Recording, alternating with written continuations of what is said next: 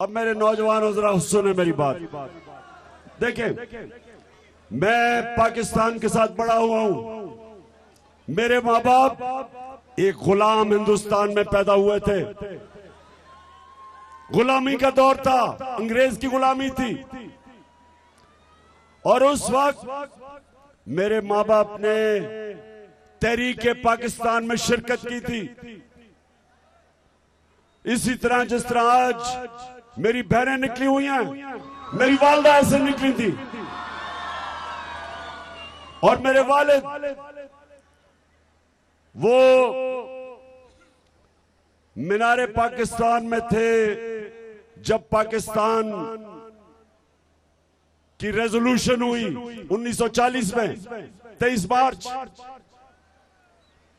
तो वो मुझे नौजवानों, जिस तरह मैं आज आपको अब बता रहा हूं, मेरे माँ बाप मुझे बताते थे कि तुम बड़ी खुशकिस्मत हो कि तुम एक आजाद मुल्क में पैदा हुए।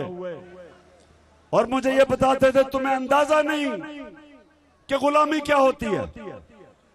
और कायदे आजम ने जब पाकिस्तान के लिए उन्होंने जब तहरीक पाकिस्तान चलाई तो उन्होंने क्या कहा कि हम अंग्रेज की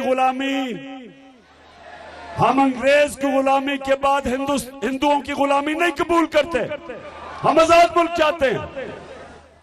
तो मैं आज आपको कह रहा हूं कि हम एक हकीकी आजादी की तहरीक इसलिए इसके लिए जिहाद लड़ रहे हैं, क्योंकि ना हम अंग्रेज और हिंदुओं की गुलामी के बाद आजाद होके, ना हम अमेरिकी गुलामी चाहते हैं और ना इन चोरों की गुलामी चाहते हैं। एक साजिश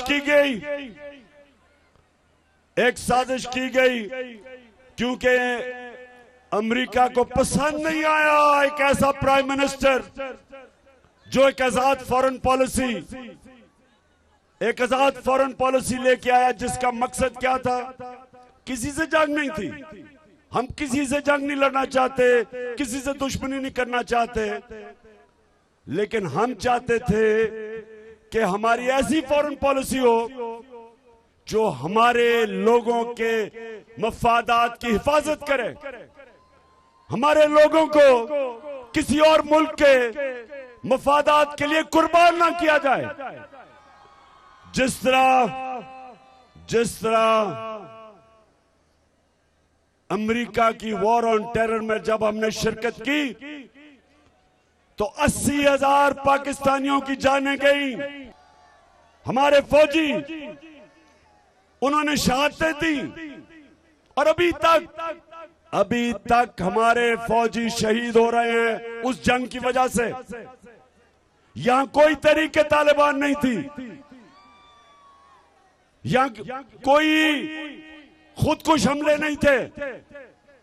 ये जब हमने अमेरिका की जंग में शिरकत की और हमारा जो उस वक्त का सरबराह था, उसमें इतनी दिलेरी नहीं थी कि अमेरिका को कहता कि ये हमारी जंग नहीं है, हम इसमें नहीं शामिल होते।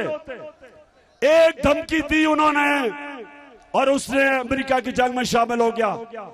और हमारे लोगों ने कुर्बानियां दी, हमारी फौज ने कुर्बानियां दी। हमारे कबायली इलाके के लोग 35 लाख लोगों ने नकल मकानी की।